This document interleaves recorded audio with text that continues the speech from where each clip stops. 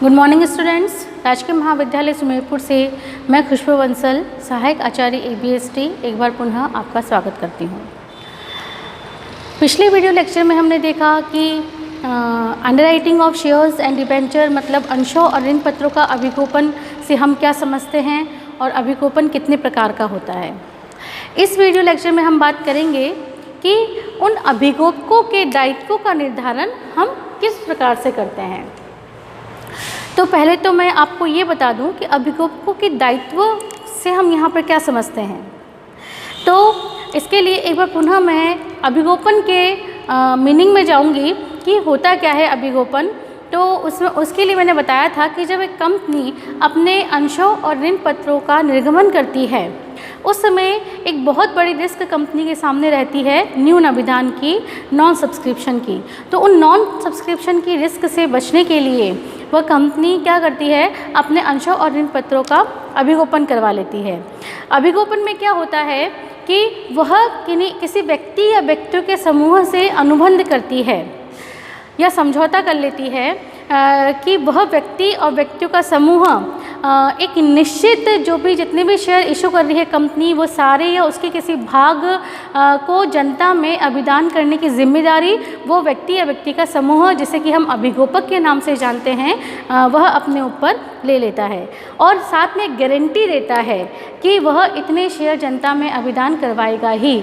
अगर जनता पूर्ण अभिदान कर लेती है उन अंशों का तब तो बहुत अच्छी बात है, लेकिन अगर जनता द्वारा पूर्ण अभिदान प्राप्त नहीं होता है तो बचे हुए शेयर या जो डेफिशिएंसी होती है वो उस अभिगोपक द्वारा खरीद लिए जाते हैं। तो इस प्रकार से कंपनी की रिस्क जो नॉन सब्सक्रिप्शन की जो रिस्क होती है वो वहाँ पे ख़त्म हो जाती है और उसका अभिदान जो होता है वह एक प्रकार से पूर्ण रूप से सुरक्षित हो जाता है। इसीलिए अभिगोपन को हम अंशों या ऋण पत्रों के अभिदान का बीमा भी कहते हैं। तो हमने देखा कि अगर मैंने एक लाइन बोली यहाँ पर कि अगर जनता द्वारा अंशों और ऋण पत्रों का पूर्ण अभिदान कर लिया जाता है तब तो कोई प्रॉब्लम वाली बात नहीं है, लेकिन अगर जनता द्वारा सारे अंशों का अभिदान नहीं किया जाता है तो जितनी भी डेफिशिएंसी रहती है या जितने भी शेयर्स की एप्लीकेशन रिसीव नहीं होती है वो किसके द्वारा खरीदी जाएगी, अभिगोपकों द्वारा खरीदी जाएगी। तो वो ही डेफिशिएंसी ही क्या होती है, एक तरीके से अभिगोपकों का दायित्व होती है। तो अलग अलग कंडीशंस होती है, कहीं पर पूर्ण अभिगोपन होता है, कहीं पर आंशिक अभिगोपन होता है, किसी कंडीशन में सिर्फ और सिर्फ प्योर अंडरराइटिंग होती है मतलब शुद्ध अभिगोपन होता है और किसी कंडीशन में शुद्ध अभिगोपन के साथ साथ में फर्म अभिगोपन भी होता है। ठीक है मेरी बात। कहीं पर एक अभिगोपक होता है तो कहीं पर एक से अधिक अभिगोपक होता है। तो इन अलग अलग कंडीशंस में हम किस प्रकार से एक अभिगोपक या एक से अधिक अभिगोपकों का दायित्व निर्धारित करते हैं वो हम देखेंगे यहाँ पर। तो पहले तो मैं बात करूँगी कि अगर एक कंपनी द्वारा एक ही व्यक्ति से अगर अनुबंध किया गया है अभिगोपन का तो हम उस एक अभिगोपक का दायित्व किस प्रकार से निर्धारित करेंगे। उसमें भी हम देखेंगे कि अगर उस अभिगोपक ने पूर्ण अभिगोपन कर रखा है तो हम किस प्रकार से दायित्व का निर्धारण करेंगे, या आंशिक अभिगोपन कर रखा है तो हम किस प्रकार से दायित्व का निर्धारण करेंगे। उसमें भी फिर एक अलग कंडीशन बन जाती है कि प्योर अंडरराइटिंग है सिर्फ तो हम कैसे करेंगे, और अगर प्योर अंडरराइटिंग के साथ में फर्म अंडरराइटिंग भी है तो हम किस प्रकार से अभिगोपक के दायित्व का निर्धारण करेंगे। तो इसके लिए मैंने बोर्ड पर एक छोटा सा एग्जाम्पल नोट कर रखा है जिसमें कंपनी का नाम क्या है, एक्स कंपनी लिमिटेड। और वो कितने अंशों को इशू कर रही है, 1 लाख इक्विटी शेयर इशू कर रही है जिसकी फेस वैल्यू कितनी है, 10 रुपये है और जिसे इशू किया जा रहा है 10% प्रीमियम पर।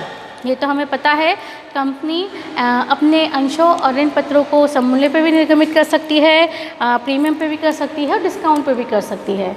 जिस व्यक्ति से उसका अनुबंध हुआ है उस व्यक्ति का या उस अभिगोपक का नाम है यहाँ पर बेस्ट अंडरराइटर लिमिटेड। ये भी मैंने बात बोली थी कि जो भी अभिगोपक होगा वो यहाँ पर इंडिविजुअल भी हो सकता है, तो पार्टनरशिप फर्म भी हो सकती है, जॉइंट स्टॉक कंपनी भी हो सकती है, कोई बैंक या फाइनेंशियल इंस्टीट्यूट भी हो सकता है। तो इस एग्जाम्पल में जो अभिगोपक है वो एक कंपनी है और जनता से जितनी एप्लीकेशन रिसीव्ड हुई है वो 80,000 इक्विटी शेयर्स रिसीव्ड हुए हैं। तो फर्स्ट कंडीशन हम पहले यहाँ पर देख लेते हैं कि एक तो कंडीशन यहाँ पे ये है कि एक ही अभिगोपक है, उसमें भी कंडीशन हम लेते हैं कि अगर पूर्ण अभिगोपन है,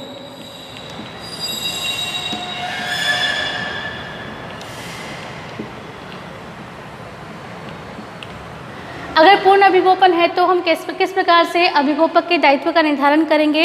तो पूर्ण अभिगोपन का मतलब मैंने आपको बताया था कि पूर्ण अभिगोपन का मतलब ये है कि जितनी भी कंपनी शेयर इशू कर रही है उतने का पूरे का अभिगोपन हो रहा है। जैसे इस क्वेश्चन में 1 लाख अंशों का निर्गमन किया जा रहा है, तो अभिगोपक द्वारा कितना मतलब अनुबंध किया गया है, कितने अंशों को बेचने का दायित्व लिया गया है, यहाँ पे पूरे के पूरे 1 लाख अंशों को बेचने का अभिगोपन यहाँ पर हुआ है। तो एक तरीके से उसकी ग्रॉस लायबिलिटी कितनी हो गई, जितने का भी अनुबंध यहाँ पर उसने किया है उसे हम नाम देते हैं यहाँ पर ग्रॉस लायबिलिटी का। तो ग्रॉस लायबिलिटी कितनी है, 1 लाख इक्विटी शेयर्स। अब उसमें से जनता द्वारा एप्लीकेशन कितनी रिसीव हो गई, 80,000। तो जितनी भी एप्लीकेशन जनता द्वारा रिसीव हो गई है उसे हम क्या करेंगे, लेस करेंगे।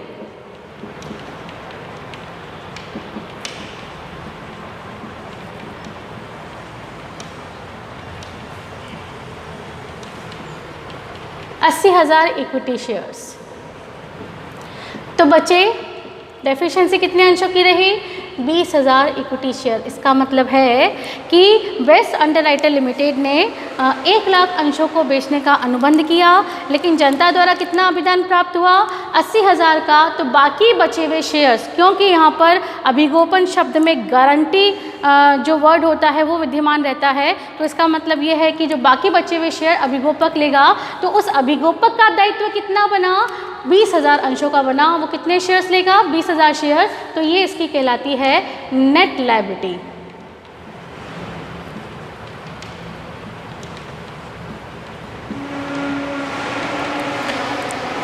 बहुत इजी कंडीशन है। तो अगर पूर्ण अभिगोपन है तो हम किस प्रकार से उसकी लायबिलिटी निकालेंगे वो हमने देखा। अब सेकंड कंडीशन में हम देखेंगे कि अगर आंशिक अभिगोपन है तो इसी क्वेश्चन में अगर मान लेते हैं कि पूर्ण अभिगोपन नहीं किया, उसने आंशिक किया है, तो मैंने एग्जाम्पल में लिखा है इस लाइन के नीचे, अगर आप देखेंगे कि 80% का अभिगोपन हुआ है। इस कंडीशन में पूरा 100% का अभिगोपन हुआ था। अब यहाँ पर कितने परसेंट का अभिगोपन हो रहा है, 80% का अभिगोपन हुआ है। तो हम इस कंडीशन में किस प्रकार से एक अभिगोपक के दायित्व का निर्धारण करेंगे। तो 80% अभिगोपन करने का मतलब ये है कि इसका मतलब ये है कि जितने भी शेयर इशू किए जा रहे हैं, 1 लाख शेयर इशू किए जा रहे हैं, तो उसमें से 80,000 अंशों का के अभिदान का जो दायित्व है वो अभिगोपक ने लिया है, और शेष 20,000 जो शेयर्स है या 20% जो शेयर्स है उनके जो अभिदान की गारंटी जो है वो किसके द्वारा ली गई है, किसके पास है, अभी कंपनी के पास में ही है। उसके लिए जिम्मेदार कौन है, कंपनी है। ठीक है, तो इस कंडीशन में हम किस प्रकार से लायबिलिटी निकालेंगे। तो पहली बात तो इस कंडीशन में लायबिलिटी निकालने के 2 तरीके होते हैं। आप 2 तरीके से यहाँ पर लायबिलिटी निकाल सकते हो। तो पहला तरीका ये है कि आप सबसे पहले तो वही जैसे आप करते हैं कि शेयर इशू कितने किए जा रहे हैं, 1 लाख। टोटल शेयर कितने इशू किए, कितने का अनुबंध हुआ वो नहीं, टोटल शेयर कितने इशू किए जा रहे हैं, 1 लाख। उसमें से एप्लीकेशन कितनी रिसीव्ड हुई,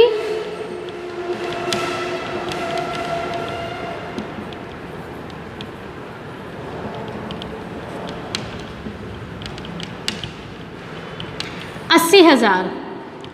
तो टोटल डेफिशिएंसी कितनी बची, 20,000। क्योंकि यहाँ पर इस कंडीशन में तो पूरा 100% उसी ने अभिगोपन किया था, तो पूरी 100% डेफिशिएंसी या लायबिलिटी अभिगोपक की है। लेकिन यहाँ पर क्योंकि उसने 80% ही अभिगोपन किया है, तो जो 20,000 की जो डेफिशिएंसी है वो पूरी की पूरी अभिगोपक का दायित्व नहीं बनेगा। तो उस कंडीशन में अभिगोपक का दायित्व कितना बनेगा, नेट लायबिलिटी कितनी बनेगी, 20,000 का 80%। अभिगोपन 80% किया है तो 80% 16,000 इक्विटी शेयर अभिगोपक को लेने पड़ेंगे। ये तो एक सिंपल बात हो गई कि 1 लाख टोटल जितने का अनुबंध हुआ है वो नहीं कंसीडर करेंगे। यहाँ पर जितनी भी शेयर इशू किए जा रहे हैं 1 लाख के, उसमें से जितनी एप्लीकेशन रिसीव्ड हो गई है उसे लेस करेंगे, और जितनी भी डेफिशिएंसी हो रही है उसका 80% मतलब 16,000 की जिम्मेदारी तो अभिगोपक की है और 4,000 की जिम्मेदारी कंपनी की है। क्लियर है? इसी को हम एक तरीके से और यहाँ पर निकाल सकते हैं कि उस अभिगोपक की ग्रॉस लायबिलिटी कितनी है। ग्रॉस लायबिलिटी कितनी है? क्योंकि उसने 80% का अभिगोपन किया है, तो 1 लाख का 80%, 80,000 की अंशों को बिकवाने की लायबिलिटी उसने ली थी। अब उसमें से लेस करते हैं हम एप्लीकेशन रिसीव्ड। तो वैसे तो देखा जाए तो एप्लीकेशन कितनी रिसीव हुई थी हमें यहाँ पर 80,000 की, लेकिन इन पूरे 80,000 का बेनिफिट अभिगोपक को नहीं दिया जाएगा, क्योंकि इन 80,000 में अभिगोपक के एफर्ट्स द्वारा प्राप्त एप्लीकेशन भी शामिल है और कंपनी, क्योंकि कंपनी का भी यहाँ पर दायित्व बन रहा है, तो कंपनी ने जो एफर्ट्स लगाकर एप्लीकेशन प्राप्त की है वो भी इसके अंदर शामिल है। तो हम किस प्रकार से जानेंगे कि इसमें से कितनी अभिगोपक की है और कितनी कंपनी द्वारा प्राप्त है? तो अगर क्वेश्चन में दे रखा है कि इतना % अभिगोपक के थ्रू प्राप्त हुआ है या मार्क्ड एप्लीकेशन इतनी है, तब तो हम उतना लेस कर देंगे। लेकिन जनरली इस कंडीशन में नहीं दे रखा होता है, तो हम क्या करते हैं, ग्रॉस लायबिलिटी की रेशियो में हम मान लेते हैं कि जो एप्लीकेशन रिसीव्ड हुई है वो भी ग्रॉस लायबिलिटी की रेशियो में रिसीव हुई है। मतलब एप्लीकेशन रिसीव कितनी हुई है? 80,000। तो 80,000 का 80% किसके द्वारा प्राप्त हुआ है? अभिगोपक के द्वारा प्राप्त हुआ है। 64,000 इक्विटी शेयर। 80,000 का अभिगोपन हुआ था, 64,000 उसके माध्यम से प्राप्त हुए, तो 16,000 इक्विटी शेयर किसे लेने पड़ेंगे? अभिगोपक को लेने पड़ेंगे।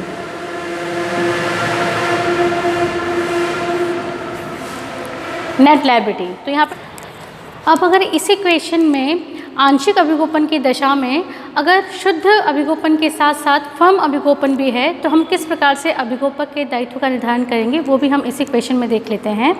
तो अगर आप क्वेश्चन में वापस से जाएंगे तो आप देख रहे हैं कि यहाँ पर मैंने 3 कंडीशंस लिख रखी है। पहली कंडीशन लिखी है कि यदि अभिगोपक ने कोई भी फर्म अभिगोपन नहीं किया है, कोई भी अगर फर्म अभिगोपन नहीं है, सिर्फ शुद्ध अभिगोपन है, तो वो बात तो हमने कर ली है कि अगर पूर्ण अभिगोपन है तो 20,000 की नेट लायबिलिटी वहाँ पर बन रही थी, और अगर आंशिक अभिगोपन है तो वहाँ पे 16,000 की नेट लायबिलिटी उस अभिगोपक की बन रही थी। लेकिन अगर अब फर्म अभिगोपन भी है तो दूसरी कंडीशन क्या बोलती है कि यदि अभिगोपक ने उपरोक्त के अतिरिक्त 5,000 अंशों के लिए फर्म अभिगोपन लिया हो। पहली बात तो 5,000 अंशों का यहाँ पे क्या है? फर्म अभिगोपन भी है। शुद्ध अभिगोपन तो ये था 80%, और इसके साथ में 5,000 अंशों का फर्म अभिगोपन भी है। तो जब क्वेश्चन में फर्म अभिगोपन होगा तो फिर 2 कंडीशंस बनती है। पहली कंडीशन क्या है कि उपरोक्त के अतिरिक्त, उपरोक्त मतलब इस 80% प्योर अंडरराइटिंग जो है, इस शुद्ध अभिगोपन के अलावा 5,000 अंशों का फर्म अभिगोपन और किया है, अर्थात कि ये 5,000 शेयर जो है इस फर्म अभिगोपन में शामिल नहीं है।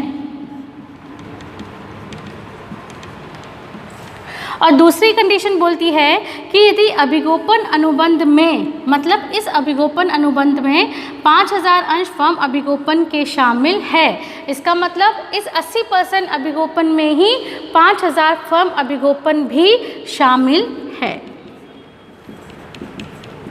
तो अगर आंशिक अभिगोपन में फर्म अभिगोपन भी है तो फिर फर्म अभिगोपन की 2 कंडीशंस बनती है कि वह फर्म अभिगोपन उस जो ऑलरेडी जो अभिगोपन किया हुआ है प्योर अंडरराइटिंग, उसमें वह शामिल नहीं है। तो हम कैसे उसका दायित्व निकालेंगे, और शामिल है तो किस प्रकार से दायित्व निकालेंगे। तो उसमें पहली कंडीशन हम देखते हैं कि अगर शामिल नहीं है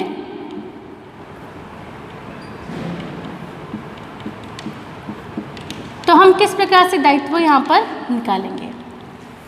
क्लियर है मेरी बात?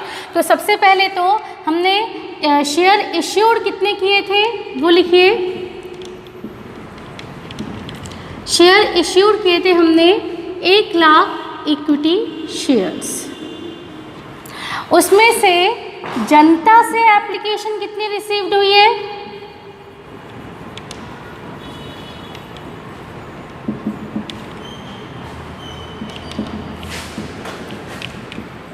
80,000 इक्विटी शेयर्स।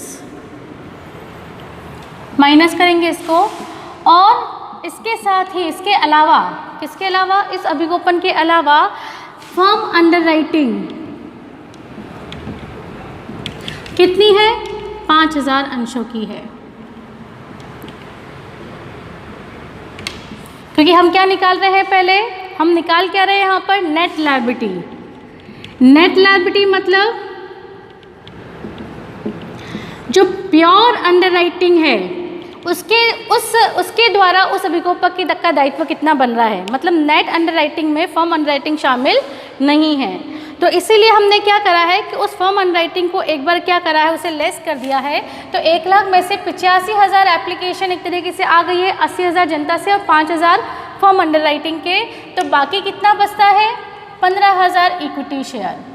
अब क्योंकि यहाँ पर आंशिक अभिगोपन है, मतलब 80% अभिगोपन है, तो उसकी नेट लायबिलिटी कितनी बनेगी?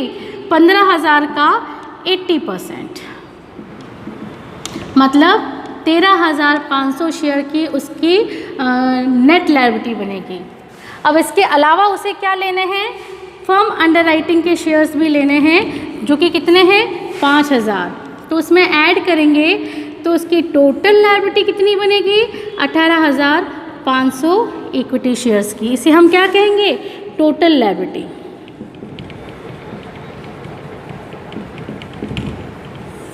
इस प्रकार से अगर अभिगोपन अनुबंध में अगर फर्म अंडरराइटिंग शामिल नहीं है तो हम जितने भी शेयर इशू किए हैं उसमें से जितनी एप्लीकेशन रिसीव्ड हो गई है फर्म अंडरराइटिंग को लेस करेंगे और जितने भी शेयर बचेंगे उसका जितना भी अनुपातिक कर लेंगे। जितना भी अनुबंध हुआ है, जैसे यहाँ 80% हुआ है तो 80% करा है, 70% अगर किया है अनुबंध तो उसका 70% करेंगे। तो 13,500 की क्या बन जाएगी? उसकी नेट लायबिलिटी।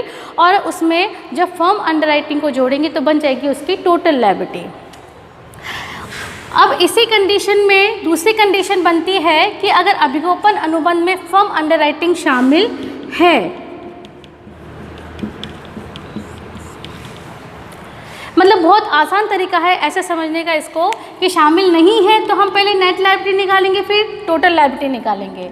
और अगर शामिल है तो हम पहले हमारी टोटल लायबिलिटी निकलेगी और फिर हमारी नेट लायबिलिटी निकलेगी, क्योंकि शामिल है। शामिल होने के बाद में क्या निकलती है? Total liability.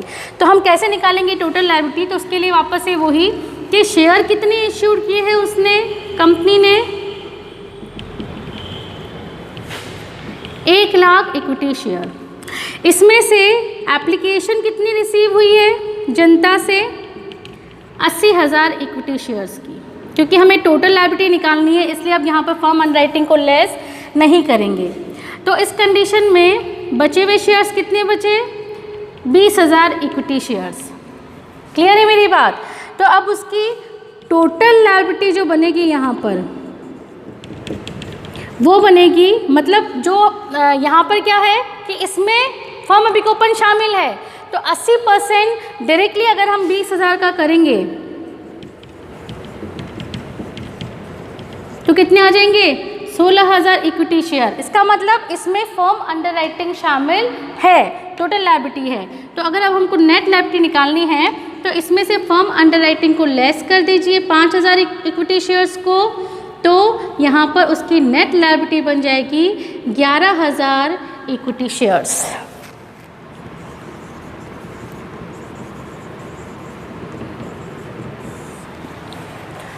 तो इस प्रकार से हमने देखा कि अगर आंशिक अभिगोपन में और एक अभिगोपक होने की दशा में अगर अगर फर्म अभिगोपन नहीं है तो हम किस प्रकार से दायित्व निकालेंगे, और अगर फर्म अभिगोपन है उसमें भी अगर प्योर अंडरराइटिंग में फर्म अंडरराइटिंग शामिल है तो हम कैसे दायित्व निकालेंगे, और शामिल नहीं है तो किस प्रकार से दायित्व निकालेंगे। इस प्रकार से ये जो क्वेश्चन हुआ है ये हुआ है कि यदि अभिगोपक एक ही है तो हम कैसे उसका दायित्व निकालेंगे। अब एक से अधिक अभिगोपक होने की दशा में उनके दायित्व का निर्धारण ज्ञात करने का हम देखेंगे अगले वीडियो लेक्चर में। तब तक थैंक यू सो मच।